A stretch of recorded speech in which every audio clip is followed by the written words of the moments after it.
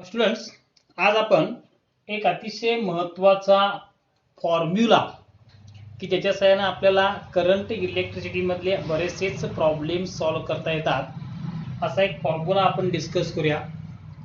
हा फॉर्म्युला आपण त्याला Kirchhoff's law for section of circuit, फक्त एक सेक्शन घेतला, पूर्ण लूप साठी आपण याच्या आधी बघितला होता, तसं न घेता एक त्या सर्किटचा एक पार्ट घेतला तर त्याच्यासाठी आपण किर्चॉफ्स लॉ कसं वापरायचा आहे। Consider part of the circuit from A to B, let VA potential at point A आणि VB म्हणजे पोटेन्शियल ॲट पॉइंट बी असेल, तर या केस मध्ये VA minus VB is equal to summation IR plus summation E असा formula येतो। याच्यामध्ये summation IR म्हणजे ए कडून बी कडे आपण जर सर्किट ट्रेस केला तर त्या सर्किट ट्रेस करत असताना ज्या ज्या ठिकाणी रेजिस्टन्स येतो त्या रेजिस्टन्सच्या अक्रॉस असणारा पोटेन्शियल ड्रॉप म्हणजे समेशन IR, आणि समेशन E म्हणजे ज्या ज्या ठिकाणी आपल्याला सेल आपल्याला ट्रेस करणार आहोत किंवा सेल लागतो त्या सगळ्यांचं EMF चं समेशन म्हणजे समेशन ऑफ E, हा असा फॉर्म्युला आहे।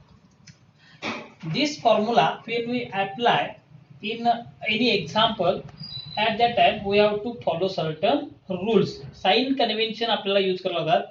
साइन कन्व्हेन्शन काय बरोबर सर, जेव्हा एखादा रेजिस्टन्स आपण in the direction of current trace करतो, म्हणजे आता करंटचं डायरेक्शन आणि आपण लूप ट्रेस करण्याचं डायरेक्शन एकच असेल तर अशा केस मध्ये IR हा जो पोटेन्शियल डिफरन्स आहे हा आपण पॉझिटिव्ह घेणार।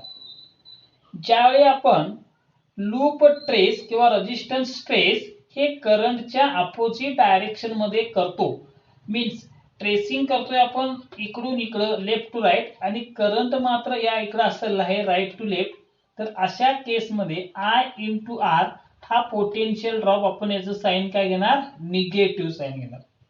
त्यानंतर सेल साठी ई साठीचे साइन कन्व्हेन्शन, जर सेल हा positive terminal to negative terminal trace केला असेल तर त्या केस मध्ये EMF E हा पॉझिटिव्ह घेणार, आणि जर आपण सेल निगेटिव्ह टर्मिनल कडून पॉझिटिव्ह टर्मिनल कडे ट्रेस केला असेल तर अशा केस मध्ये E आपण निगेटिव्ह घेणार।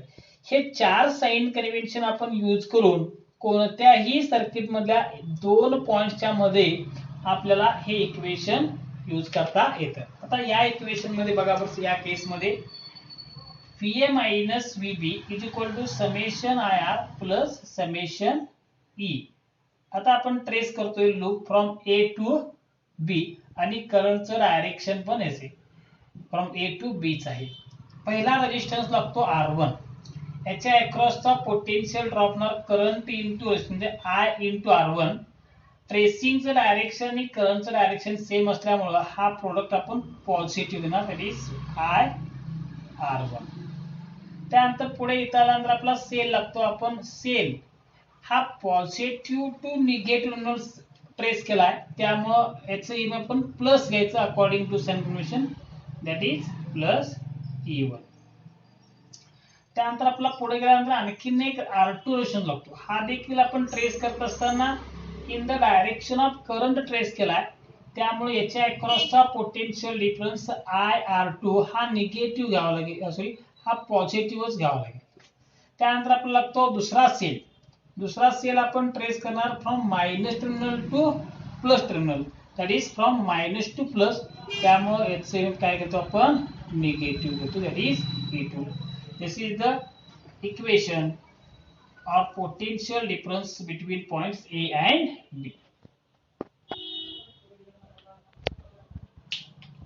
आता आपण जो लॉ बघितला किंवा जो फॉर्म्युला तुम्हाला सांगितला Kirchhoff's law for section of a circuit, त्याच्यावर आधारित एक महत्त्वाचा प्रॉब्लेम आपण डिस्कस करूया।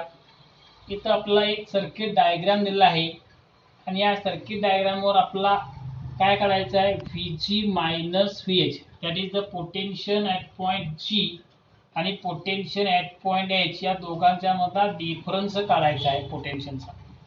तर त्यासाठी आपण फॉर्म्युला वापरता येईल VG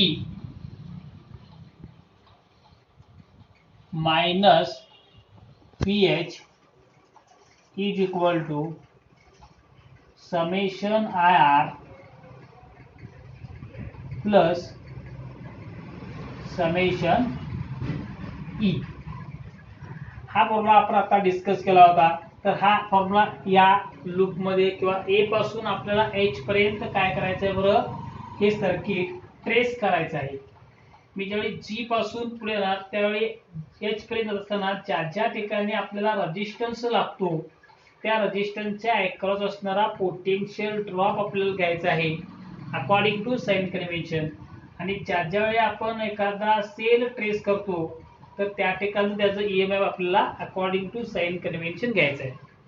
इथं सगळ्यात महत्त्वाचं हा प्रॉब्लेम सॉल्व्ह करत असताना जितके म्हणून रेजिस्टन्स आपल्याला त्या पाथ मध्ये येतात त्याच्यामधून जाणारा करंट माहिती असणं आवश्यक आहे. तर पहा, पहिल्यांदा हा 4 ओहमचा इथं रेजिस्टन्स लागतो. इथून 2 एम्पियरचा करंट इथं येणार. हा 2 एम्पियरचा करंट या 4 ओहम मधून पास होणार. म्हणजे याच्यातून जाणारा करंट आपल्याला माहिती आहे. तोच करंट इथं येणार, ह्या सेल मधून पास होणार आणि तसंच तो 2 एम्पियर या रेजिस्टन्स मधून पास होईल. पण इथं आल्यानंतर इथं आपल्याला एक नोड येतो. इथं आल्यानंतर हा 2 एम्पियरचा करंट पुढे डिवाइड होईल, इकडं थोडं पास होईल आणि या हा जो आहे एच हा पॉइंट आहे का 1 ओहमचा जो रेजिस्टन्स आहे त्याच्यामधून काही करंट पास होणार आहे. तो आपल्याला दिलेला नाही आहे. तो कसं काढता येईल, तर हा जो करंट आपण पुढे घेतला तर इथं येणार, हा असे येणार आणि या ठिकाणी पहा हा वर करंट 1 एम्पियरचा गेला आहे आणि इकडं 3 एम्पियरचा करंट फ्लो खाली. याचा अर्थ याच्या आधी या ठिकाणी ह्या नोडच्या आधी इथं असणारा करंट हा काय असणार, 4 एम्पियरचा असणार. हा 4 एम्पियर करंट इथं आला की त्याचं 1 एम्पियर आणि 3 एम्पियर असं 2 5 तयार होतील आणि हा इथं आपला 4 एम्पियरचा मिळेल.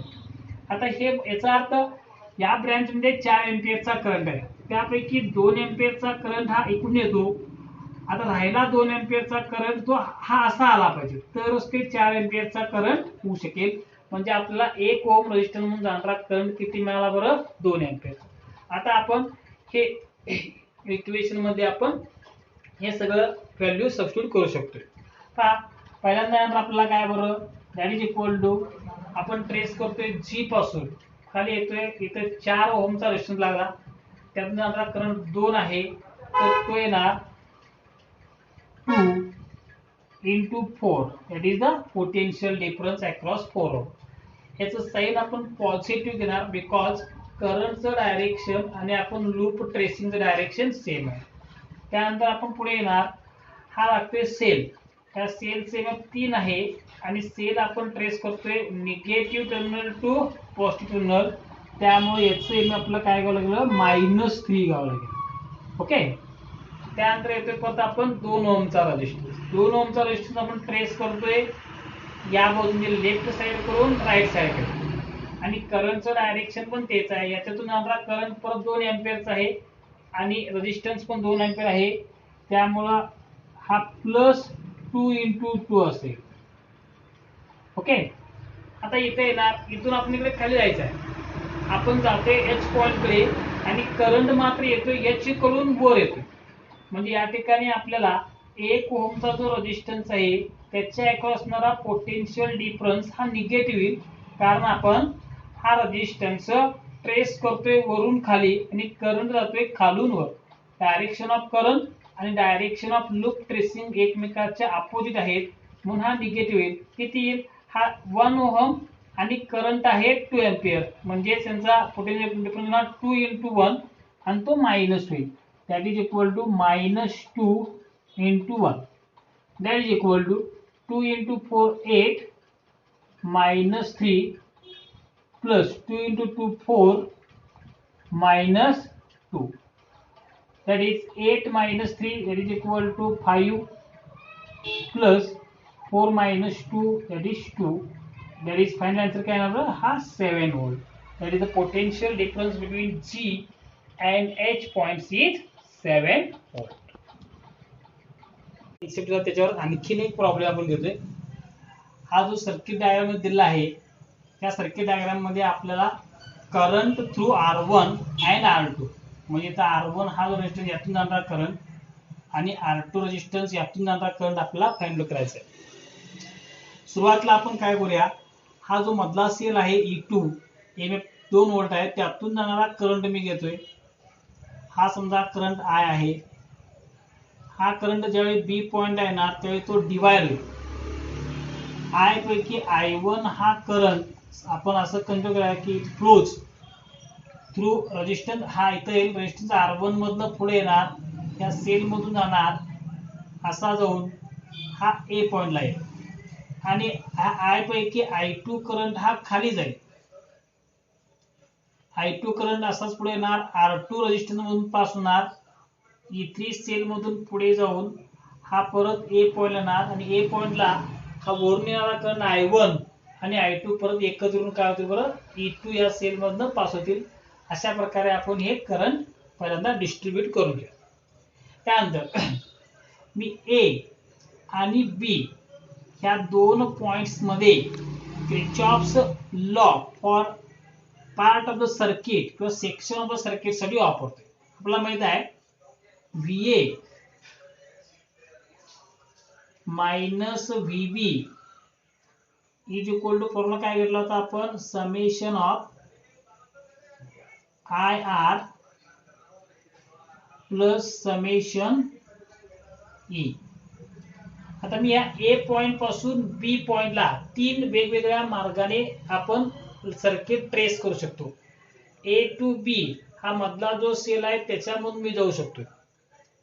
ए कडून बी असं वरच्या सेल मधून जाऊ शकतोय, आणि ए कडून बी मी ह्या खालच्या सेल मधून जाऊ शकतोय. असे तीन इक्वेशन मिळतील.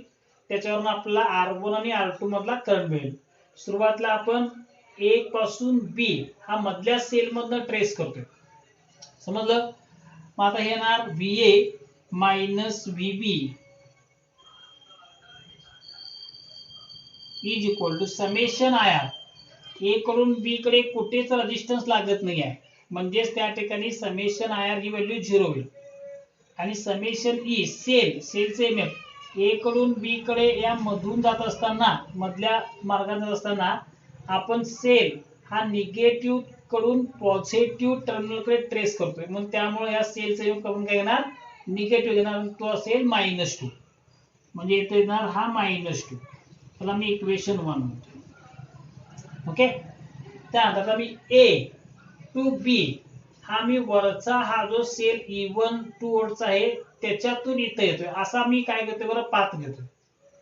तर त्यासाठी मग काय आवश्यक,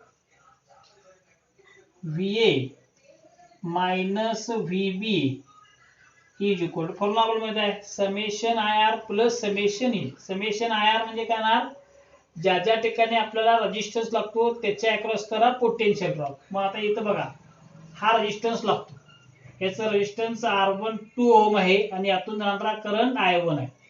आपण ट्रेस करतोय ए कडून बी कडे, म्हणजे हा इकडे चाललोय आपण, आणि करंटचं डायरेक्शन अपोजिट आहे, म्हणून याच्या अक्रॉसचा जो पोटेन्शियल ड्रॉप आहे 2 इंटू I1 हा निगेटिव्ह आहे, म्हणजे तो येणार आहे -2I1. त्यानंतर समेशन E ची व्हॅल्यू काढावी लागेल. ए कडून बी कडे आपण सेल कुठे लागतो, हा एकच सेल लागतो, त्याचे एमएफ आहे 2 व्होल्ट, आणि सेल आपण ट्रेस करतोय पॉझिटिव्ह कडून निगेटिव्ह टर्मिनल कडे, म्हणून याचे एमएफ काय येणार आपला, प्लस येणार, म्हणजे तो येणार आहे +2. पण VA मायनस VB आपला व्हॅल्यू आहे -2, that is -2 is equal to -2I1 plus 2. हा 2 इकडे घेतला तर आपला -2I1 इज इक्वल टू हा -2 आणि हा -2, that is equal to I1 is equal to, solve करून घेतला तर हा येणार 2 एम्पियर.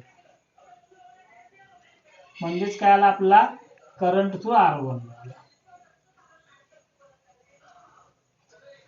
आता याच पद्धतीने मी ए आणि बी हे जे दोन पॉइंट आहेत तो मी खालच्या सेल मधनं ट्रेस करतो, इकडूनच जातोय ए कडून बी कडे, म्हणजे आपलं काय व्हावं, VA minus VB is equal to.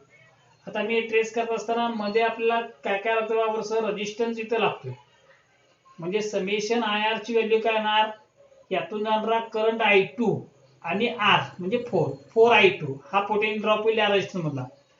Current flow होतोय तो इकडून जातोय असा इकडे चालला आणि आपण हा लूप ट्रेस करतोय या बाजूला म्हणजे opposite डायरेक्शनला.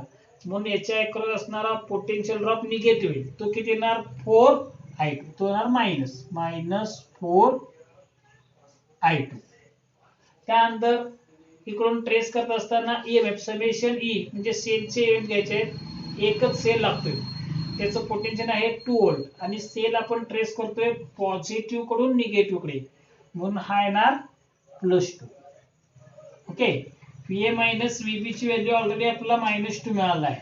That is -2 is equal to -4i2 +2. therefore -4i2 is equal to -4 हा -2 इकडे येईल -2 -2 4 that is i2 is equal to 1 ampere.